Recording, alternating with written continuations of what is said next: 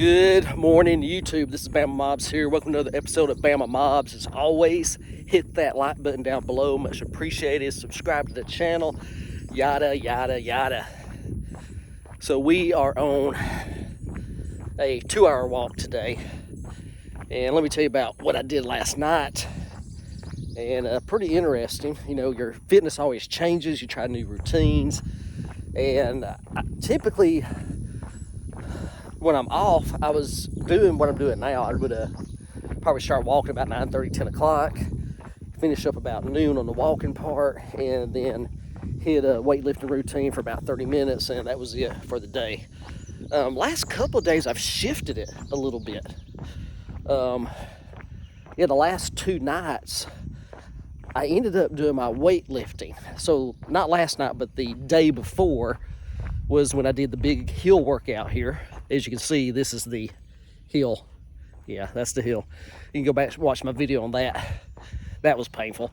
But the hill workout, and then I was just exhausted after that. So I just didn't go do the weights, but I did the weights Wednesday night. Did a back routine, 30 minutes, I was back at the house. Yesterday, I got my walk in. And then I did the same thing. I said, well, no, scratch that. Yesterday I had to do errands. Yes. So I had to get up. I had to get the oil changed on the truck. Had to get the car tags paid for. Then I paid my monthly bills, which I'm not one to follow. I just let them gather up on the table. And when I go get my oil changed, that is the perfect time to go through all those papers because you have nothing else to do. You just wait and get your oil changed, get all your bills done, and you are done when you leave there. Anyway, that's my tip for the day. So last night, the wife, she got the hungries. So we went to, where'd we go to? Logan's Roadhouse. Yes, Logan's Roadhouse.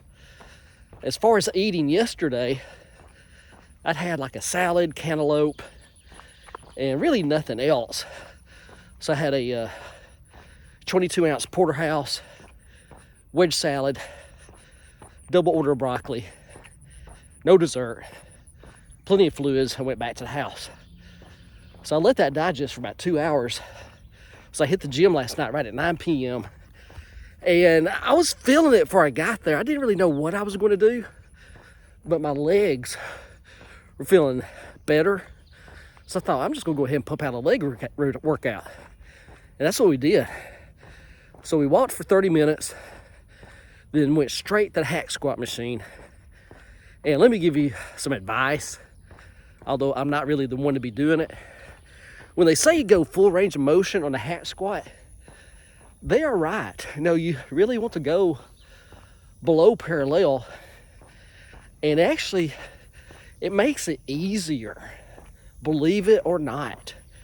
Now, as you've seen on my previous videos, I'm not even using any weight. I'm just using the sled. The sled itself weighs 125 pounds. And for me, I guess that's enough weight to get a pump in. So I probably did ultimately 8 to 10 sets of hack squat last night. Of course, I'm feeling it this morning, you know, my hips, thighs, everything. I even put weight on last night. I think I got up to, let's see, what was that 125, 35, 45, 150 pounds on the hack squat. I know a lot of you are laughing. Yeah, I used to be the guy that put 245s on each side. Yeah, I was that guy. So don't be judging. Once you get past age 50, you have to adjust. That's one of the things I had to adjust. Not trying to blow out an aneurysm in my head. Locking into about 250 on a hack squat. Yeah, we're not doing that. But I really like the way the hack squat makes me feel afterwards. You know, I don't have to do a full squat with all the coordination and thinking about this, thinking about that. You know, is my form right? Hack squat makes the form right. I mean, there's not really too many positions you can go in. But just remember this. If you're starting out with a hack squat, talk to someone at your gym who knows what they're doing. I always just start out with the sled. If the sled's too heavy, you probably need to start out with body weight lunges, leg extensions, leg curls, all that type of stuff. Anyway, moving on through my workout. So we got the hack squat in. I was feeling really good after that. Hit leg extensions up to 160 pounds. Leg curls, I was doing about seated leg curls, 80 to 85 pounds. And then we went over to the step mill, as Jay Cutler calls it. I call it the stair climber. So we put in 30 minutes on that. And then I just did some basic, high toe touches. And that was about 2 hours right there. I was going to get another 30 minutes on walking. I was thinking about doing some push-ups last night, but I thought, hey, we've already went 2 hours straight. That's probably about it. Got home last night. What did I eat? I think I had some more cantaloupe, had a banana, and here we are to today. So and this is a short turnaround. So we're talking about less than 12 hours. Then we're back working out again. So we're doing a 2-hour walk today. Going to hit the gym again. Going to do some push-ups, probably some bench. I haven't done any dedicated biceps in probably 2 weeks. So, I mean, just for the gun show, we might do some bis and tris. Yeah, we're going to do a little gun show today. See how that works out. Ooh, it's so beautiful today, guys. Here, look at that sun. Yeah, makes you wish you could move to Alabama. Heck, everybody's trying to move to Alabama. Forget Texas. I mean, Alabama is Florida without the beach.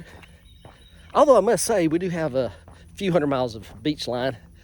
Gulf Shores, Artist Beach. So I really can't say that. Yeah, Alabama has beaches too. But you didn't know that, did you? The cool one down there along the Gulf Shores and Orange Beach is Oh No Island. If you don't do nothing else in this video, you should hit the like button just for me telling you about Oh No Island. Yeah, Oh No Island, multi-million-dollar homes. I think Morgan Freeman lives there. You can check that out on your own. Yeah, Morgan Freeman originally, I think, is from the Mississippi Gulf Coast, but he moved over to Orange Beach, Gulf Shores. He even works with the sheriff's department out there. Now, maybe not now, because as you get older, like moi, I'm past 50, busting 55, and news that you read and you repeat to other people is usually about 5 to 10 years old. So it may not even be news anymore. But moving on, Oh No Island. Yeah, multi-million-dollar homes, pristine, gated security. Now, one thing about it, there's only one way on and one way off. So yeah, driving can be several minutes getting to your property and getting back. Now, I was really lucky because I had a co-worker. Her and her husband had a house, not waterfront, but on the interior of the island. And at that time, I think that house was probably $500,000. And it was a standard house. I mean, it was like a 3-bedroom, 2-bath, but excellently decorated inside and out. They did improvements, great landscaping. And I always enjoyed it. You go fishing, bicycle to island, walks like this. And I don't know about you, but when you're on vacation, do you always think about those people walking and you know they live there? And you're like, man, I wonder what that's like. I'll tell you what, one day I did talk to one of those people. And he gave some good advice. You know, his philosophy is like, there's really A and B. You know, people that live on an island. A, you know, you got inheritance from somebody, won the lottery, situations like that. And then B, business owners that, and we're talking about business owners, we're talking about car dealerships, multi-physician practices, high-level partner in a law firm that put in years of hard work at their business. And granted, they may have purchased the house while they were still working, but as far as coming down to enjoy it, yeah, that was like, what, one weekend every 2 months, maybe, just because of the responsibilities of their business and trying to keep it running, making sure nobody messed it up. Again, this guy was elderly, but he's like, yeah, that's sort of the trade-off. He's like, yeah, you know, technically he had been down there since age 63, maybe 65, but yeah, I think it was before he qualified for Social Security. Not that he needed it, but he'd been down there since age 63, and looking at him, he's probably in his 70s. But he said the same thing that I thought. He's like, it is beautiful down here. I enjoy taking my boat out, but like anything else in life, yeah, sometimes I just want to go to Gatlinburg. I just want to take a flight to Colorado, see something else. Just keep that in mind with your retirement dreams, that most any community you go to, it will be the same once you are there for a while. It might take about 6 months before you start feeling that way, but I don't think I'm going to. Yeah, my goal is to have a some type of living arrangement on Miami Beach. Now, when I say on Miami Beach, I mean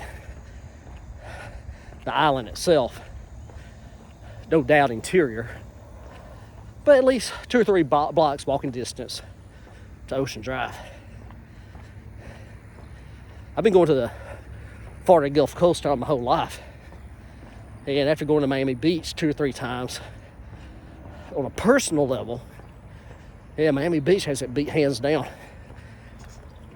Maybe it's because I like the international flair. Different people, different cultures. No, to each their own. Food's fantastic down there. I mean, nothing beats going to get a workout in the morning on Miami Beach. And let me do a sidebar here. If you don't know, they have sort of a muscle beach, just like in Venice Beach out in Los Angeles.